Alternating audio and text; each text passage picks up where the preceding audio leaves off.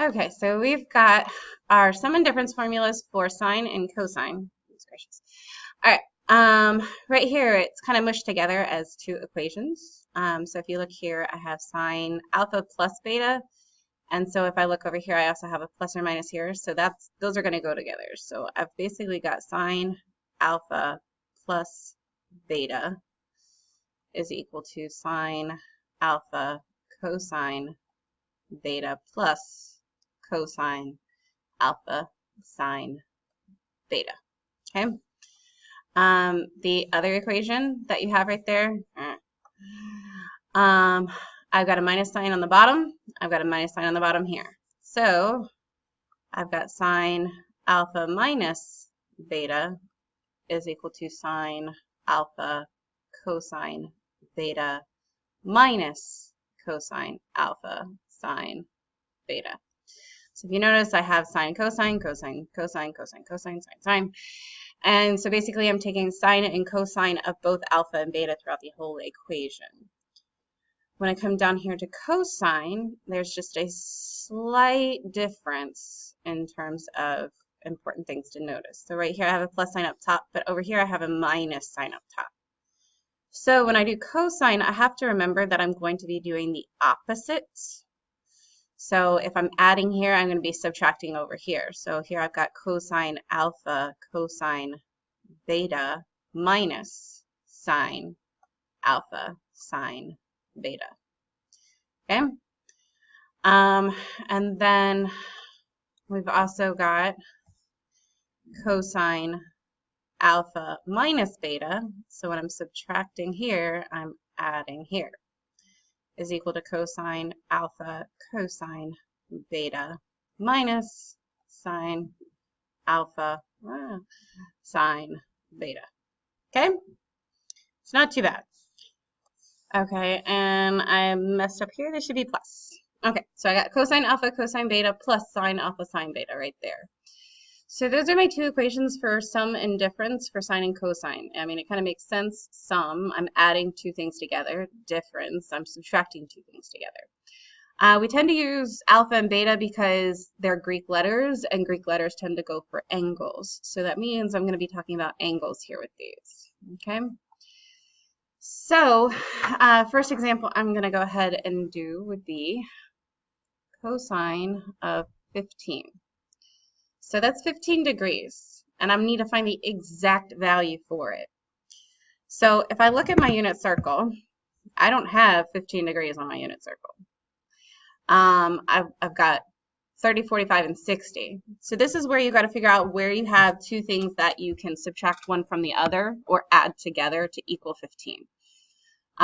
Obviously here I'm going to have to subtract. So for example, 45 minus 30. 45 minus 30 is 15. So is 60 minus 45.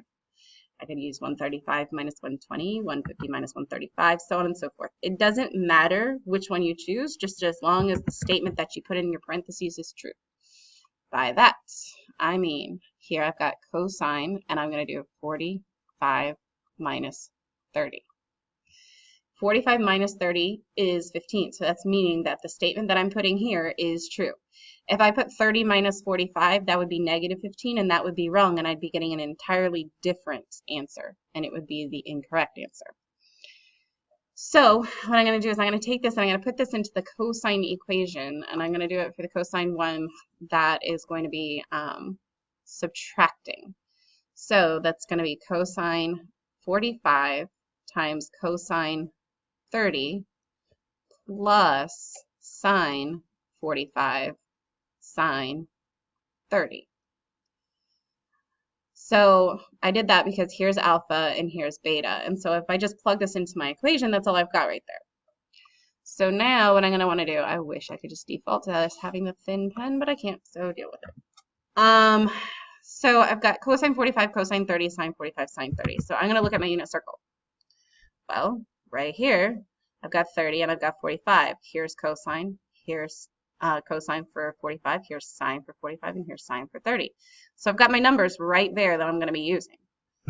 So for 45, my cosine is square root 2 over 2. For 30, my cosine is square root 3 over 2. for sine, for 45, my sine is square root 2 over 2. And for sine 30, my number is 1/2. So now I've gotten rid of all the trig functions. Now I just have some fractions with some square roots in them, and I've got to deal with that. All right, so square root 2 times square root 3 is square root 6. 2 times 2 is 4. And then I got square root 2 times 1, so just square root 2, and 2 times 2 is 4. So I can go ahead and combine those together, not into square root 8, so don't think you can do that. It needs to be square root 6 plus square root 2 divided by 4. You cannot combine them. Square roots, treat them like a variable. You could not do like 2x plus 3y and turn that into 5xy. You can't do that. That's not true. You can't combine them, just like you can't combine square roots. So don't forget those rules from your algebra truth. So this is your final answer. That is the exact value for cosine of 15. Now you have a handy dandy calculator that will allow you to check your answer. So I'm in degrees mode, so I'm going to go ahead and make sure that I'm in there so that when I put this in, I get the right information, because I'm going to put cosine 15 in. And that's going to give me some decimal. So now what I'm going to do is I'm going to enter that decimal into the calculator. So I'm going to go ahead, I've got square root 6 plus square root 2,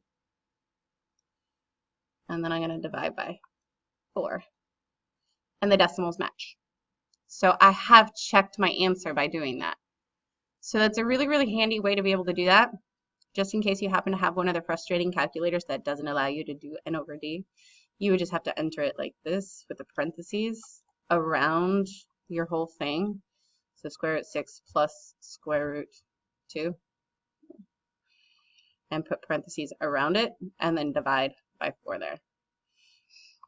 Okay, same exact thing, but if you forget the parentheses, then you would only be dividing square root 2 by 4. So you have to make sure you have those parentheses. Okay, all right. So we will do another equation. If I have sine 165. So if I look at my unit circle, if I kind of sit here and look at it, every single thing I have here is all going to go ahead and add up to something already on the unit circle if I'm using my 30s and 60s. So 30 plus 60, well, that's 90. If I do 60 plus 120, well, that's going to get me 180. Everything is going to add up on the unit circle to something that's already there if I'm using the 30s and 60s. So I'm always going to have to use a 45. So 45, 135, 225, or 315. One of those is always going to have to be used. I default and just go ahead and try 45, and it makes life easier. So if I do 165 minus 45, I get 120, which 120 is on my unit circle. It's right here. So basically I'm saying I've got this one and this one added together, and that's going to get me 165. So I've got sine of 120 plus 45. It doesn't matter. I could do 45 plus 120. It doesn't matter, just as long as I'm consistent that this is alpha and this is beta. So whenever I put it into the equation, I get the right thing. So I've got sine 120 cosine 45 plus cosine 120 sine 45. That's my equation when I have sine and I'm adding. So just plug that in. So here, if I go ahead and look at my unit circle, at 120, my sine is square root 3 over 2. So I'm going to put that in. Square root 3 over 2. You should by now know that at 45 I've got square root 2 over 2 and square root 2 over 2, right? Here at cosine 120, I've got negative 1/2. So I'm going to put negative 1/2 times square root 2 over 2, because that's the sign for 45. Now I'm going to go ahead and combine together. So I got square root 6 over 4 plus negative square root 2 over 4. Which is going to combine together to get me square root 6 minus square root 2 over 4. So notice I have the exact same numbers. I have a square root 6, I have a square root 2, and I have a 4. for both of these questions. The reason that's happening is because when you look at your unit circle, you're using either a 60 or a 45 or a 30 and a 45. You're using one of these. These only have three numbers, 1/2, square root 3 over 2, and square root 2 over 2. So you're really working with three things, and so no matter what, you're going to get the exact same numbers over and over, except you might just have a negative on one of them or on both of them or on none of them. So really, ultimately, if you have something that isn't square root 6 and isn't square root 2 and isn't 4, your answer's definitely wrong. So it might still be wrong if you have a negative somewhere and you dropped a negative or something like that. So that's why it's really good to put it into the calculator and double check your answer. Next video I will do with radians.